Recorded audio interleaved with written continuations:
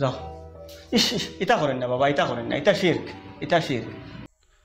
দিন দরদি ভাই ও বোনেরা, আপনাদেরকে জানিয়ে দিতে চাই, বরাককণ্ঠ নামে একটি পেজ রয়েছে সোশ্যাল মিডিয়ায়, একটি চ্যানেল রয়েছে, যে চ্যানেল অনেক সময় অনেক মশালা তারা দিয়ে থাকে।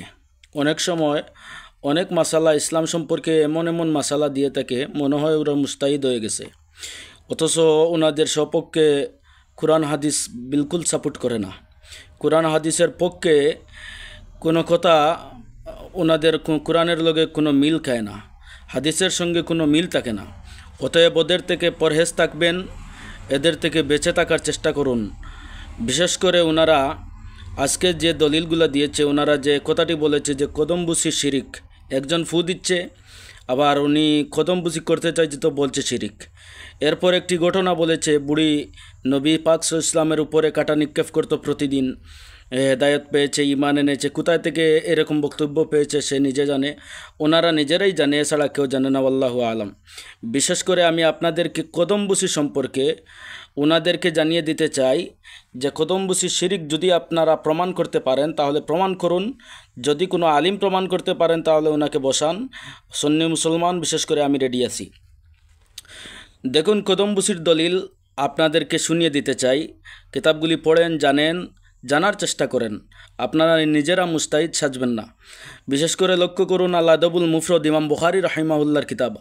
ওই আল আদবুল মুফরদের মধ্যে ইমাম বুখারী রাহিমাহুল্লাহ এনেছেন, আন সুহাইবিন রাদিয়াল্লাহু তাআলা আনহু ক্বালা রাআইতু আলিয়ান ইউকাব্বিলু ইয়াদাল আব্বাসি ওয়া রিজলাইহি। হযরতে সুহাইব রাদিয়াল্লাহু আনহু বর্ণনা করেন যে আমি দেখেছি হজরতে আলী রাদিয়াল্লাহু তাআলা আনহু হজরতে আব্বাস রাদিয়াল্লাহু তাআলা আনহুর হাত এবং পাও মুবারকের মধ্যে চুম্বন অর্থাৎ কদমবুসি করেছেন। এই দলিলটি ইমাম বুখারী রহমতুল্লাহি আলাইহি উল্লেখ করেছেন। এই দলিলটি আর রুখসা ফি তাকবিলিল ইয়াদি লি ইবনুল মাকরি রহমতুল্লাহি আলাইহি তিনি তার কিতাবের মধ্যে উল্লেখ করেছেন। কদমবুসির দলিল চাওয়ার জন্য আমি কয়েকটি নাম বলে দিচ্ছি, সব পড়ার সময় আমার নেই। আপনি লক্ষ্য করবেন রিয়াদুস সালিহিন, শরহু রিয়াদুস সালিহিন মিন কালামে সাইয়্যিদুল মুরসালিন, চতুর্থ খণ্ড 451 পৃষ্ঠা, এখানে বিস্তারিত বর্ণনা রয়েছে। এরপর আপনি লক্ষ্য করবেন দেওবন্দের কিতাব ইমদাদুল ফাতাওয়া, পঞ্চম খণ্ড 350 পৃষ্ঠা। লক্ষ্য করবেন দেওবন্দের কিতাব কিফায়াতুল মুফতি, নবম খণ্ড 150 পৃষ্ঠা। লক্ষ্য করবেন জাওয়াহিরুল ফিক, মুফতি শফি রহমতুল্লাহ লিকা, ওটার 531 পৃষ্ঠা। ফাতাওয়ায় রশিদিয়ার মধ্যেও 350 পৃষ্ঠায় কথাগুলি উল্লেখ রয়েছে।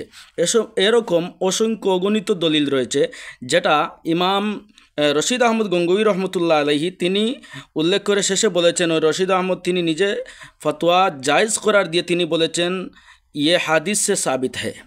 কদমবুসি যেটা, এটা হাদিস থেকে সাবিত রয়েছে। যেই হাদিসগুলো আমি উপরে বর্ণনা করেছি, সিয়ারু আলামিন নুবালার মধ্যে ইমাম জাহাবি রহমতুল্লাহি আলাইহি 11 নং রাউির মধ্যে তিনি স্পষ্ট উল্লেখ করেছেন হাদিসের মান হাসান, স্পষ্ট উল্লেখ করেছেন। ইমাম মাকরি রহমতুল্লাহি আলাইহি আর রুখসা ফি তাকবিলিল ইয়াদি কিতাবের মধ্যে হাদিসের মানটি হাসান লিখেছেন, ইসনাদুহু হাসান। অতএব আপনাদেরকে জানিয়ে দিতে চাই, আপনারা আমাদের ভাই, আপনারা মাসলা দিয়ে মানুষকে বিভ্রান্ত করবেন না। আর যে মাসলাটা ভুল দিয়েছেন ওটা উদ্ধ করার অনুরোধ আমি আপনাদের কাছে জানাচ্ছি। আসসালামু আলাইকুম।